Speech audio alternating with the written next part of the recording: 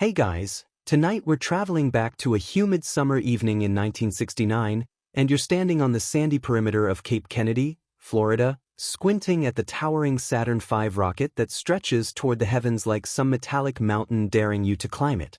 The smell of diesel and ozone tinges the air, and you can feel the collective heartbeat of a nation vibrating through the concrete beneath your shoes. You probably won't survive this without at least a little awe. It's that kind of monumental, goosebump-inducing moment. But hey, let's see where your imagination takes you. So, before you get comfortable, take a moment to like the video and subscribe, but only if you genuinely enjoy what I do here. And while you're at it, drop a comment telling me your location and local time. I want to know which corners of the earth are sharing this night with us. Now, dim the lights, maybe turn on a fan for that soft background hum, and let's ease into tonight's journey together. You trudge closer to the launch area, ducking past the reporters and their telescopic lenses, and you notice the astronauts, faces calm but tense, checking their suits and communicating in clipped radio tones. Neil Armstrong, Michael Collins, and Buzz Aldrin, they're human and heroic all at once, but you imagine their thoughts floating above the crowd, last-minute calculations, mental checklists, and that quiet hope that everything works. Historians still argue whether the pressure on the astronauts in those final hours was more psychological or procedural, but you, standing here, feel it as a weight pressing against your chest anyway. You wander along the perimeter, watching engineers scurry with clipboards and walkie-talkies, their uniforms blending into the chaos of cables and scaffolding. There's a tactile, almost ritualistic choreography to the way they work.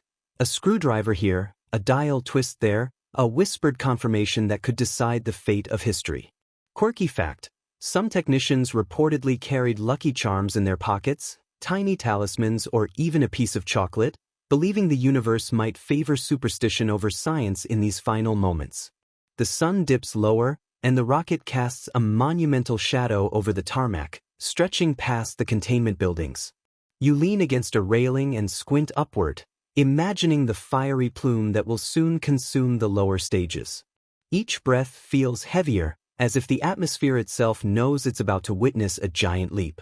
Around you, the air hums with electricity, both literal and metaphorical. And while you try to calm your nerves, you notice a tiny detail: a pigeon perched on a light post, blinking like it's judging humanity's audacity. Minutes blur into hours as the launch team moves with quiet precision.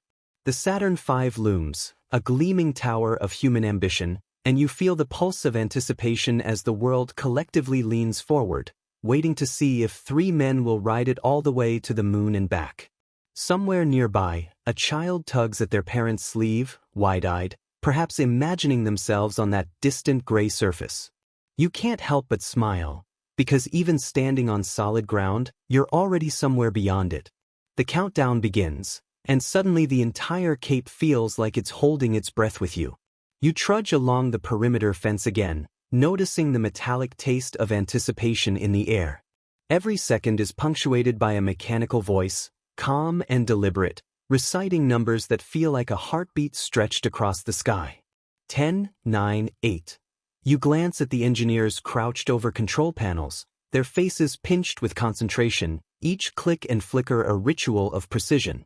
You probably won't survive the tension here without feeling your own pulse quicken, but it's the kind of stress that humans secretly thrive on, the edge between chaos and triumph.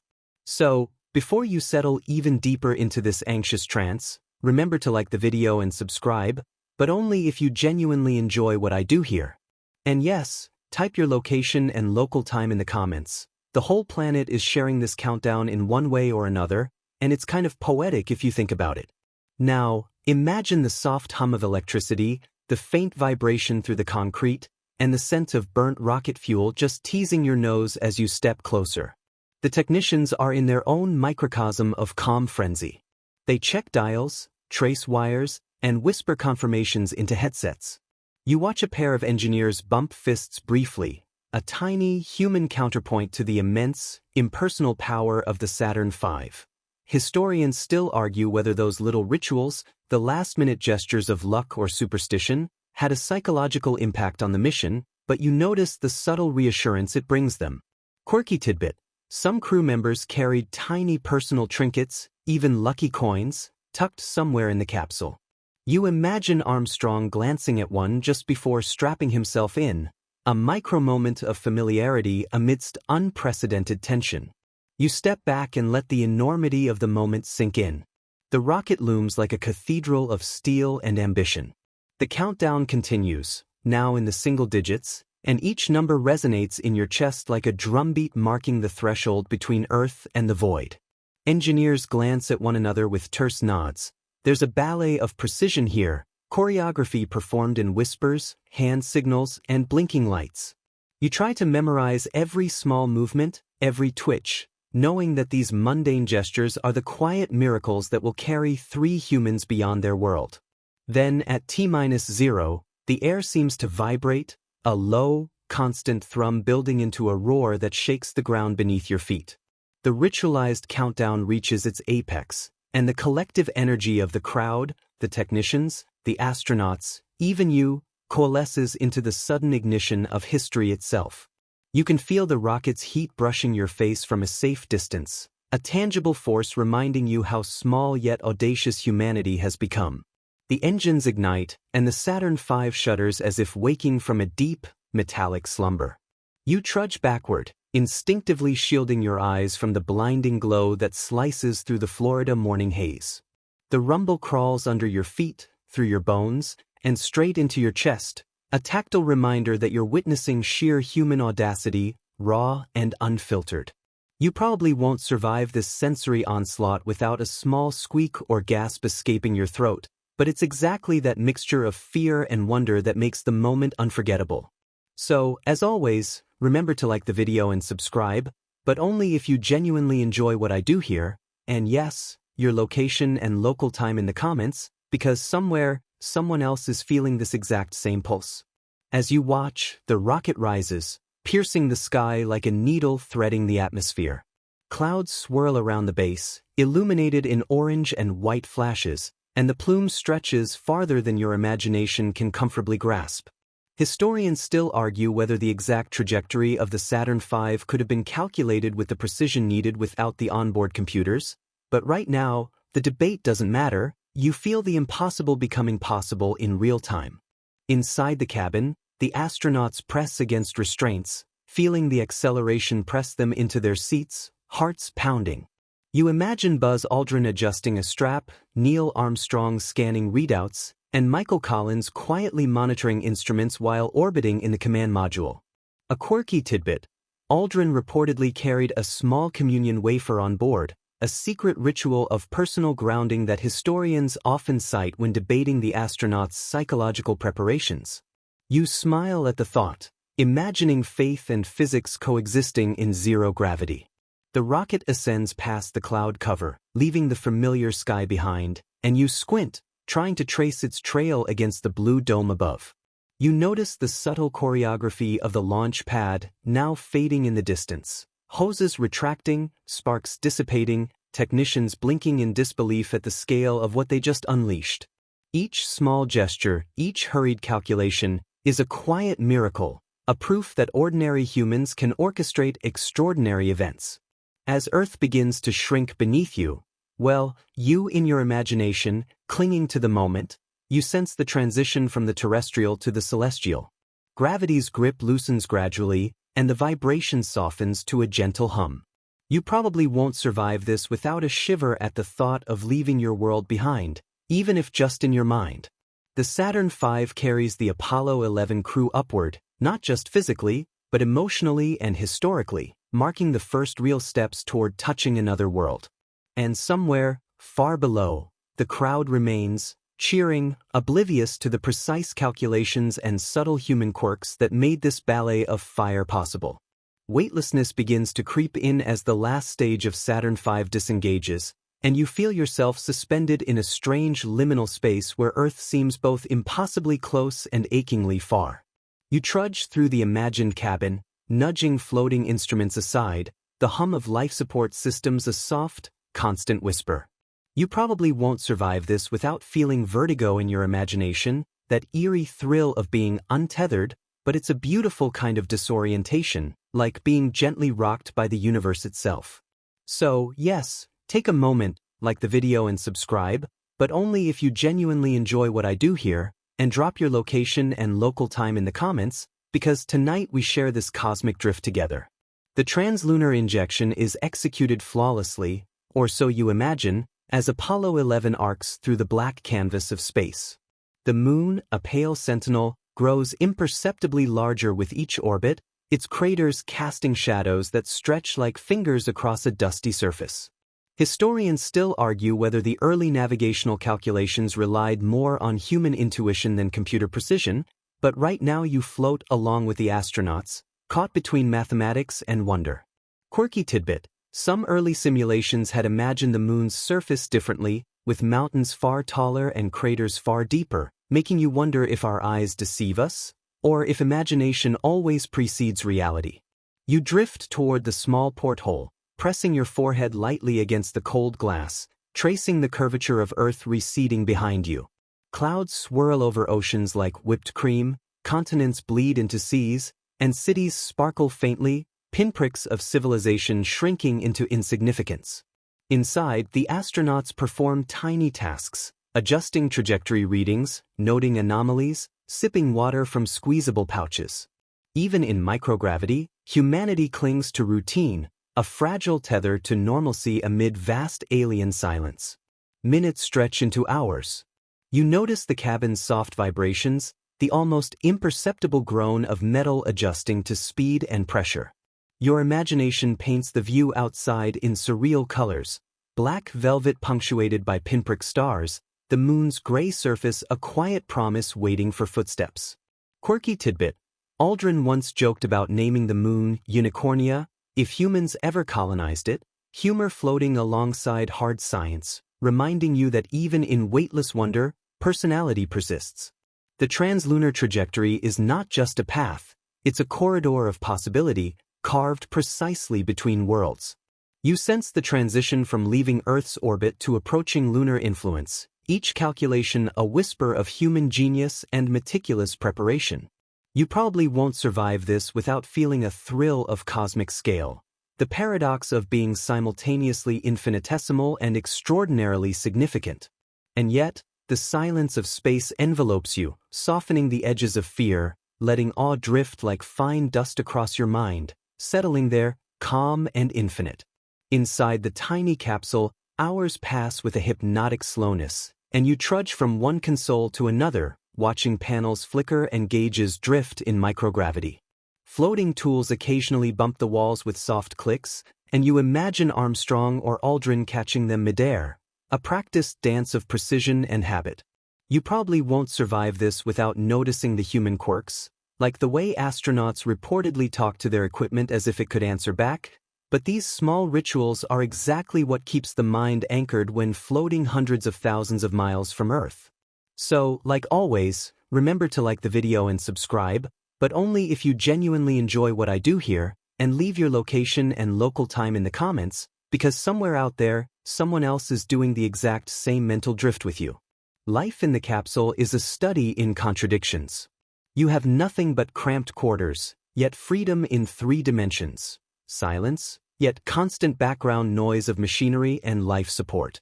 Historians still argue whether the psychological strain of this isolation had more effect than the physical challenges, and you find yourself sympathizing as you imagine floating endlessly in weightlessness, every motion deliberate.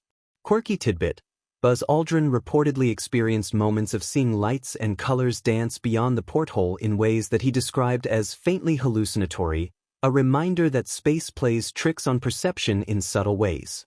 You watch the small daily rituals unfold: sips of water, careful note-taking, checklists repeated with unwavering dedication. The cabin smells faintly metallic, mingled with recycled air, and you imagine the astronauts' minds straining to stay alert, to anticipate the unexpected.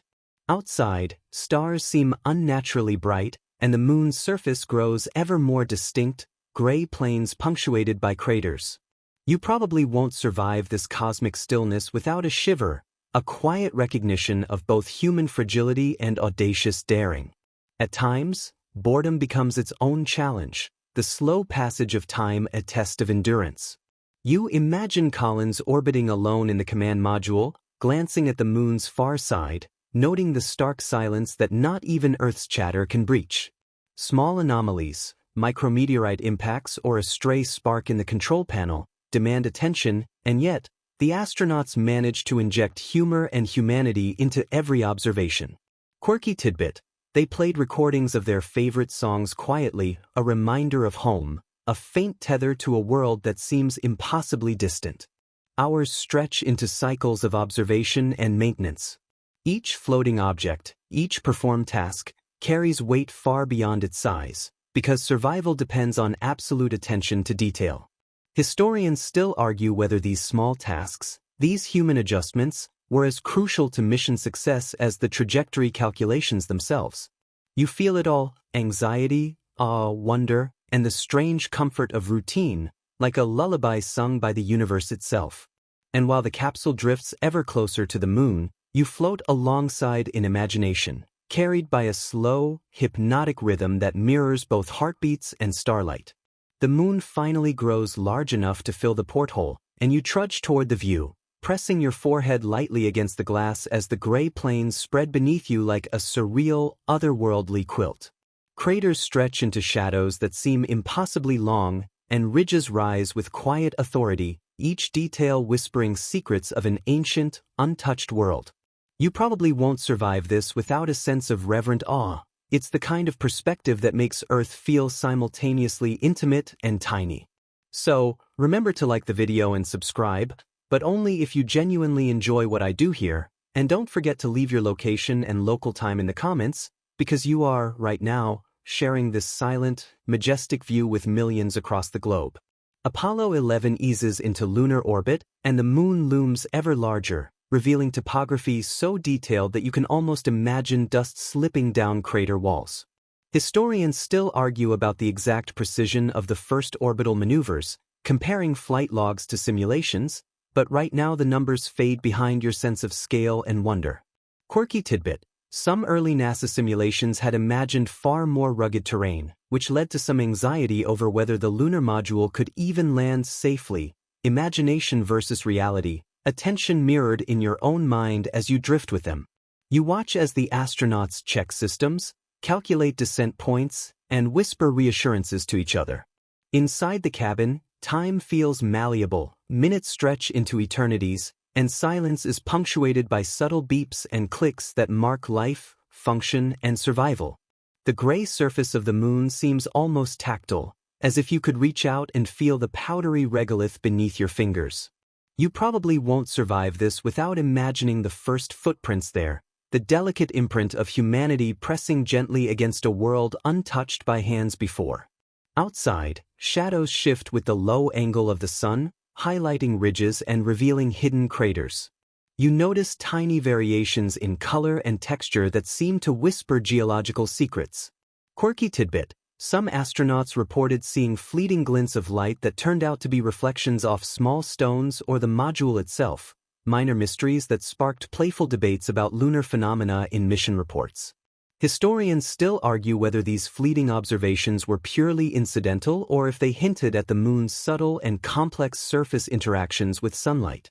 You drift in thought alongside the orbiting craft, imagining the choreography required for a perfect landing. Each calculation, each adjustment, each check is a note in a complex symphony of physics and human ingenuity.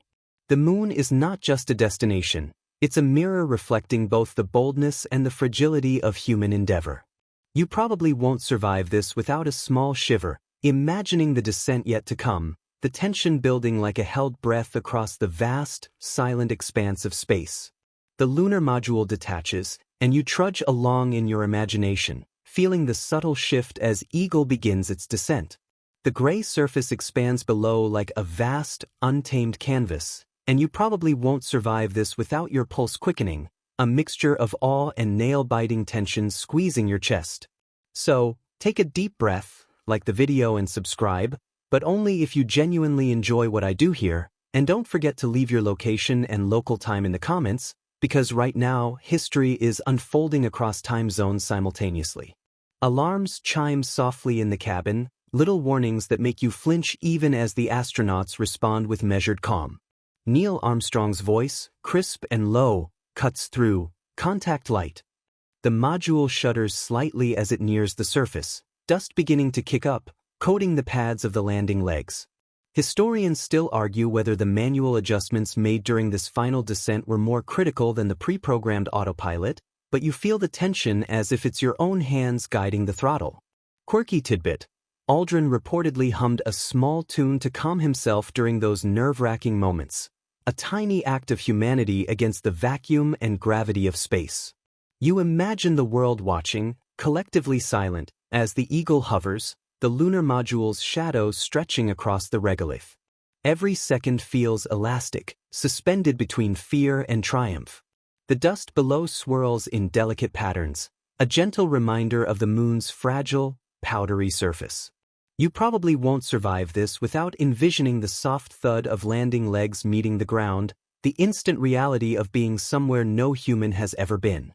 Mission Control counts down with bated breath, each voice calm yet edged with intensity. You notice the choreography of communication, confirmations, gentle prompts, the occasional quiet joke to relieve tension.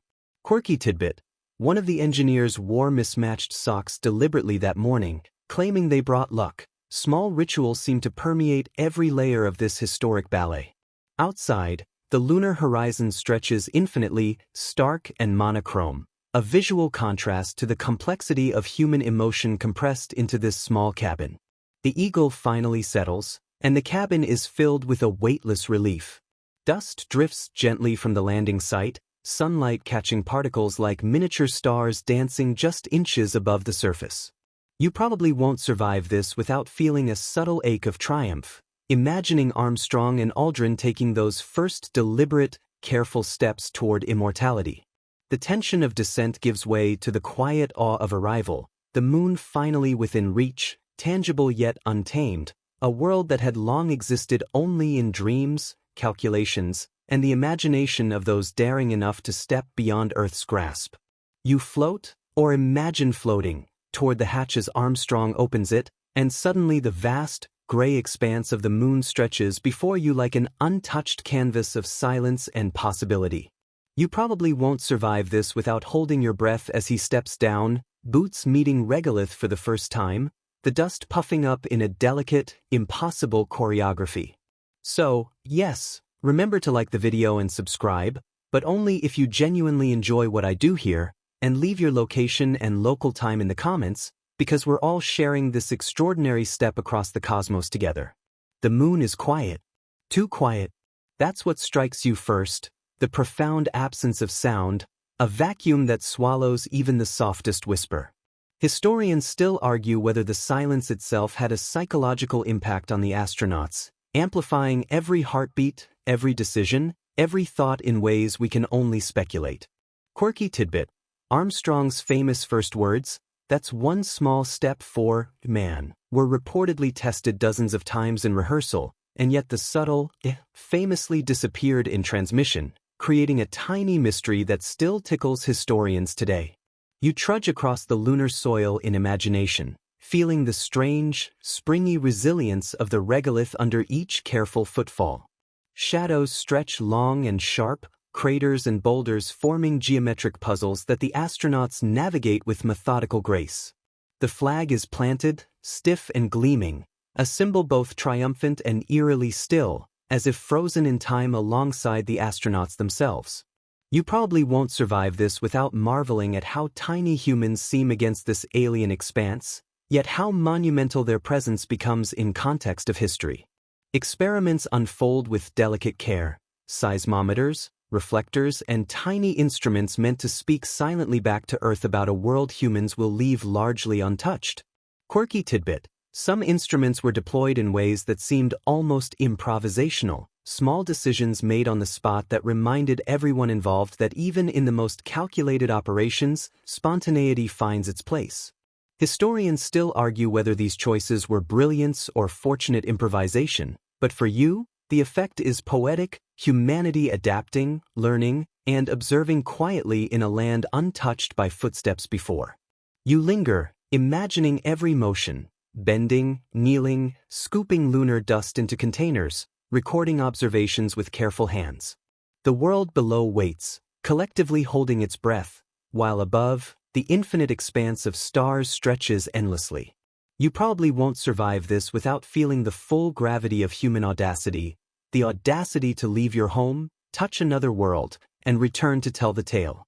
The moonwalk is not just history, it is a delicate, lived moment of awe, science, poetry, and human resilience, unfolding in real time for those who dare to imagine it.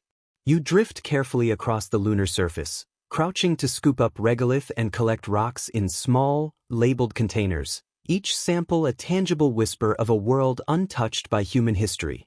You probably won't survive this without feeling a quiet thrill at handling objects that predate humanity itself, remnants of cosmic history packed into gray dust. So, as always, take a moment to like the video and subscribe, but only if you genuinely enjoy what I do here, and leave your location and local time in the comments, because the entire planet is connected by these tiny, monumental steps. In between experiments, the astronauts deploy instruments like the passive seismic experiment and laser-ranging retroreflector, delicate tools designed to teach Earth's inhabitants about lunar tremors and distances. Historians still argue whether the order of deployment mattered as much as the improvisation required in real time, but for you, each movement is a lesson in patience, precision, and human adaptability. Quirky tidbit: Aldrin jokingly remarked that dust on the moon clings like static electricity from hell, an offhand comment that captures the strange, unexpected quirks of lunar exploration.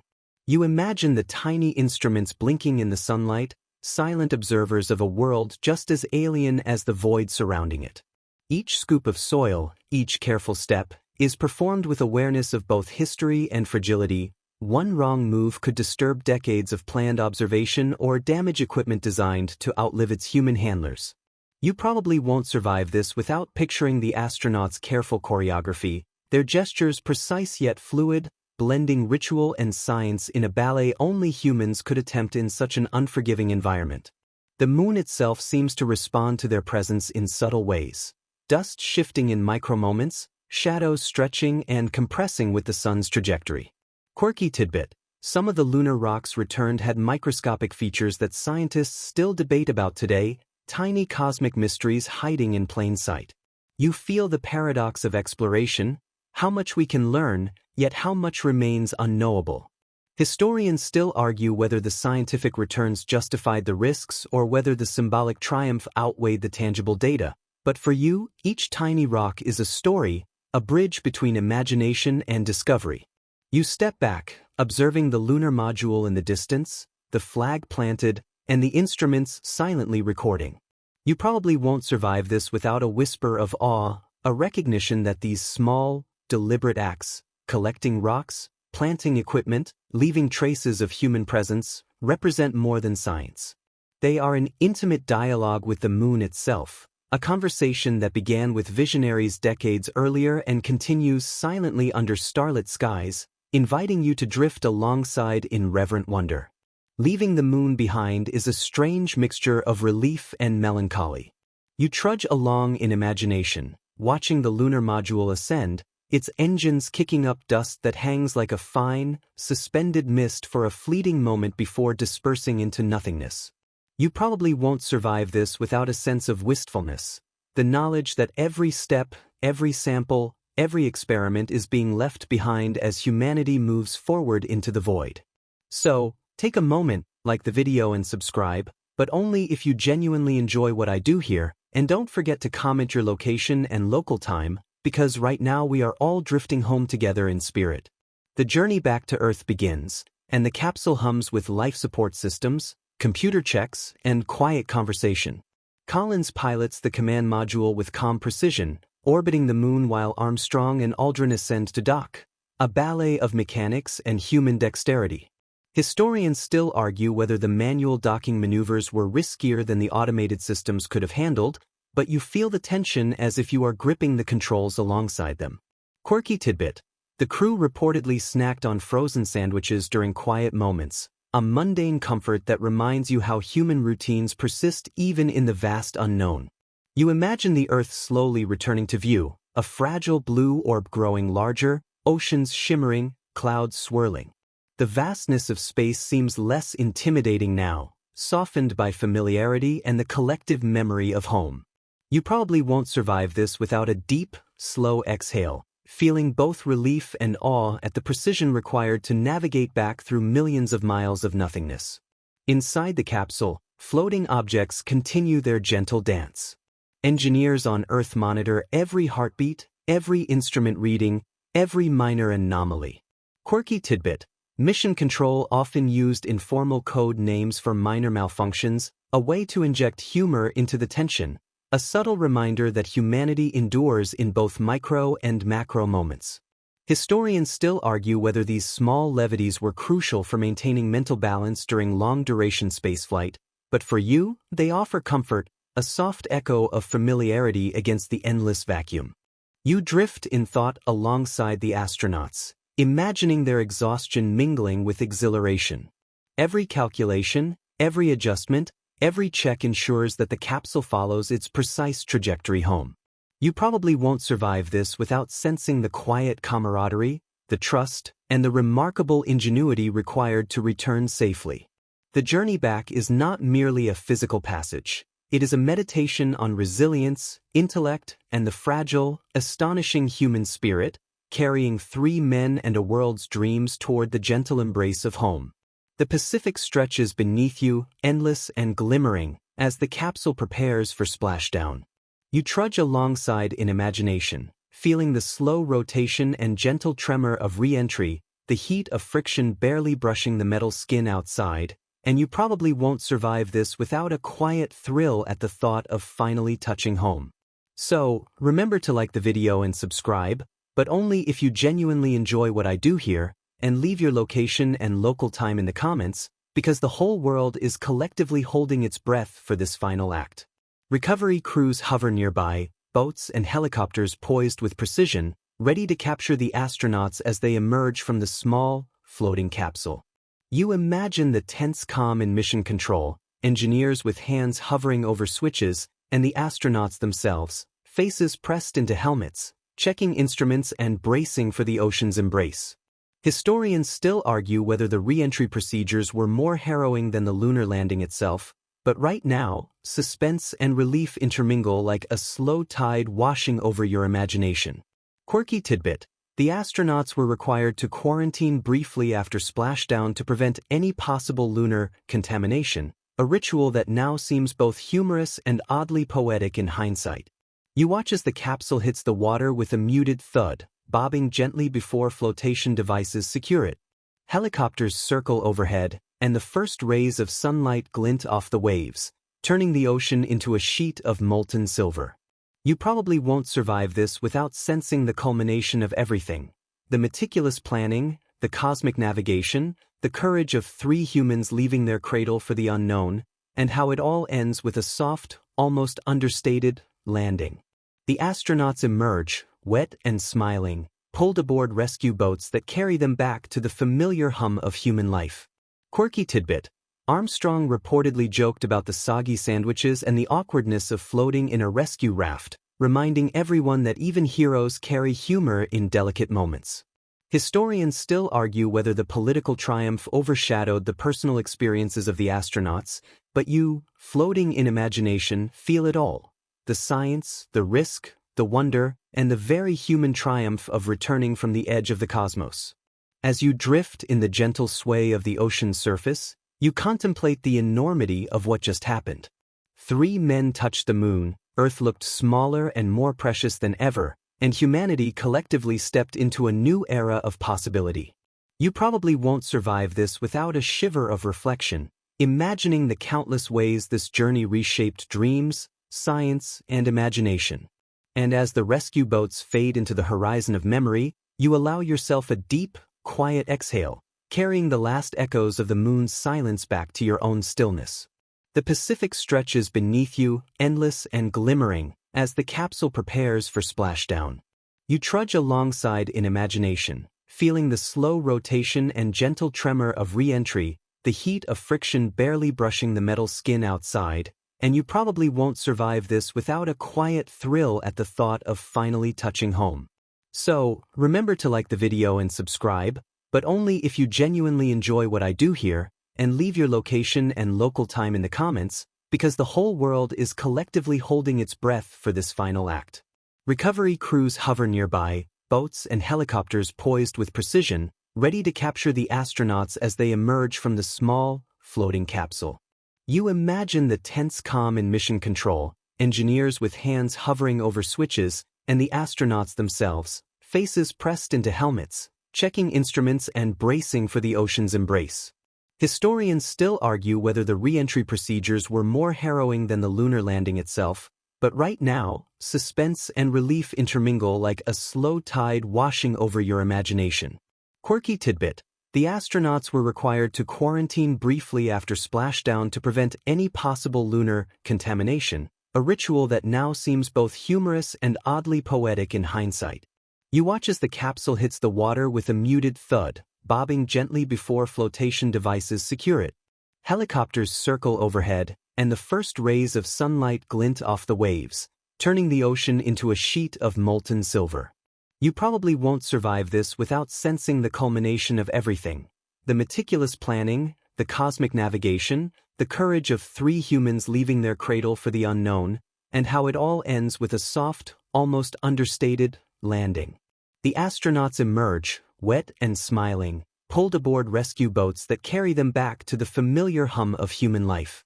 Quirky tidbit: Armstrong reportedly joked about the soggy sandwiches and the awkwardness of floating in a rescue raft, reminding everyone that even heroes carry humor in delicate moments. Historians still argue whether the political triumph overshadowed the personal experiences of the astronauts, but you, floating in imagination, feel it all: the science, the risk, the wonder, and the very human triumph of returning from the edge of the cosmos. As you drift in the gentle sway of the ocean's surface, you contemplate the enormity of what just happened. 3 men touched the moon, Earth looked smaller and more precious than ever, and humanity collectively stepped into a new era of possibility. You probably won't survive this without a shiver of reflection, imagining the countless ways this journey reshaped dreams, science, and imagination. And as the rescue boats fade into the horizon of memory, you allow yourself a deep, quiet exhale, carrying the last echoes of the moon's silence back to your own stillness.